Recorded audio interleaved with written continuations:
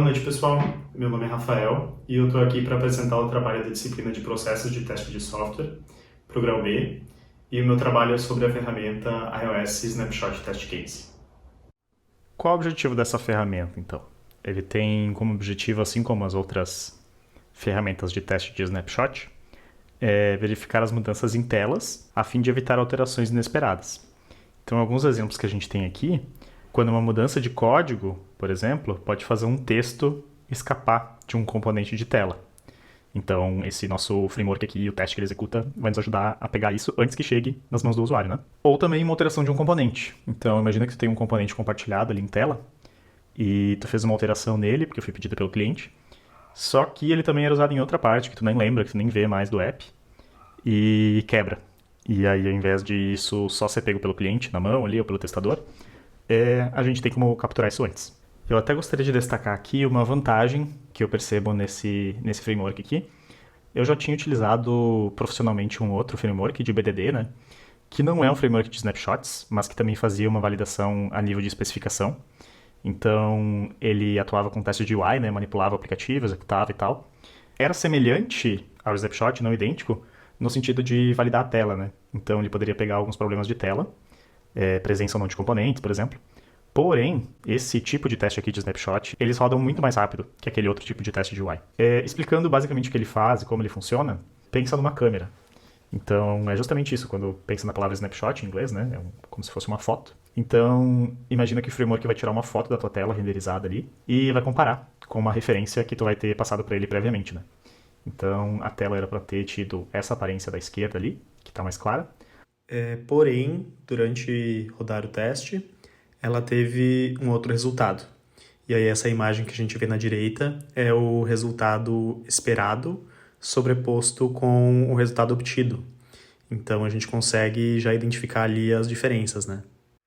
Apresentando ele um pouco mais, então, aqui a gente tem a página oficial dele no GitHub, iOS Snapshot Test Case. Para mostrar um caso prático aqui, então, eu vou abrir um projeto iOS já existente, mas que ainda não teve o framework integrado.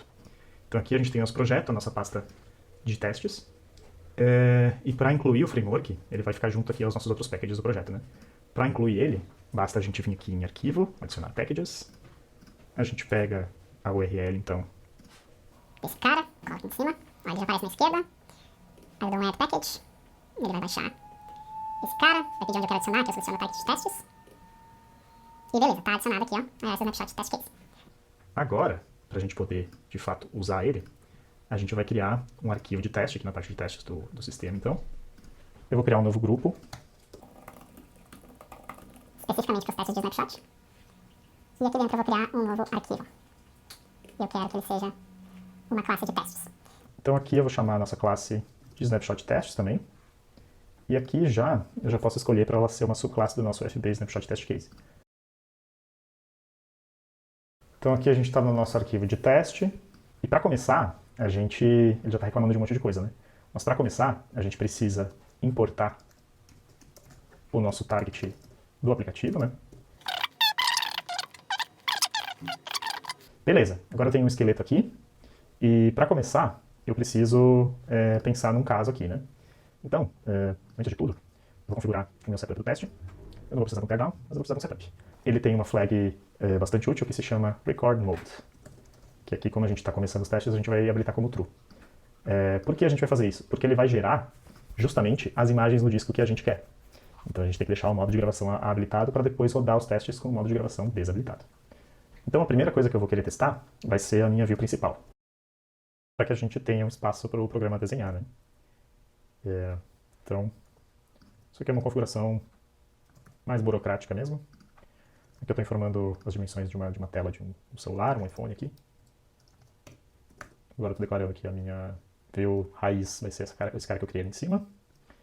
E agora eu vou dar um comando para ele tornar ela principal visível. E depois eu vou chamar o framework. Então eu vou dizer aqui, ó, toma aqui a view desse cara. Beleza? E agora é a hora da verdade. Vamos ver o que vai rolar aqui. Beleza, ó. Ele executou.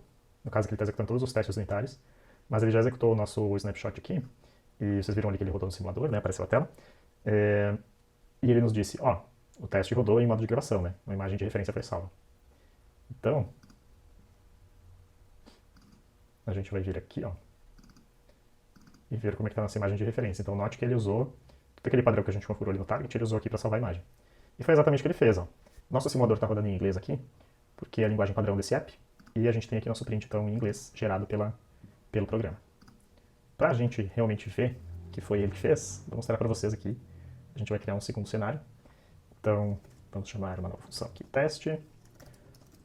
When player picker view is loaded. Então é uma outra view aqui do nosso app, chamada player picker. Should display correct screen. Então, tipo controls. Beleza, abrimos nossa função aqui. E a gente vai fazer basicamente a mesma coisa, só que dessa vez vai ser para a nossa player picker view. E a nossa player picker view, ela espera mais coisas, ó. Ela vai gritar aqui, porque ela espera esses parâmetros. Então a gente vai informar para ela. Uma constante true, uma constante view, que é aqui basicamente a injeção de dependências, né, do que ela precisa para funcionar. O resto a gente vai manter igual. Então a gente define aqui um tamanho de uma janela, seca ela na janela e depois chama a view para o framework testar. Beleza? Vamos ver agora se ele cria a imagem para nós. Ó, beleza, segundo teste, foi no modo gravação, e aqui está a segunda imagem, da outra view. E agora, se a gente quiser, a gente chega aqui, troca esse cara para false, roda novamente,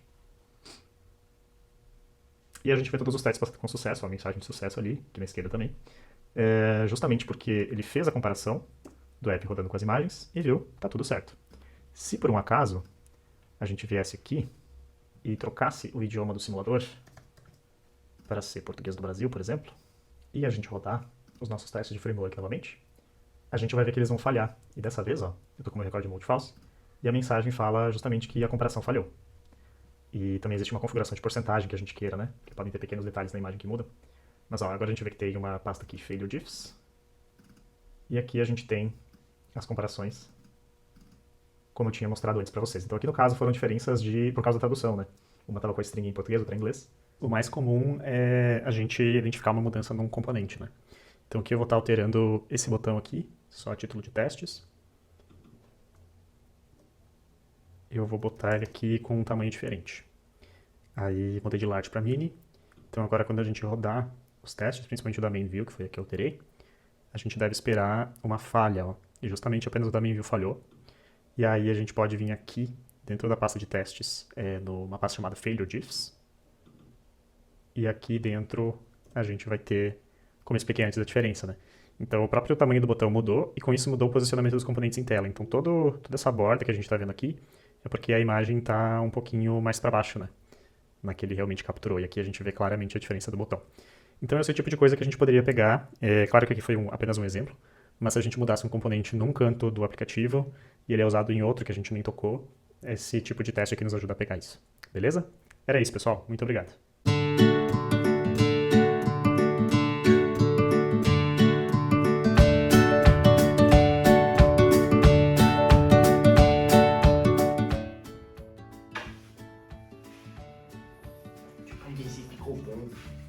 Deixa eu ver se ficou bom.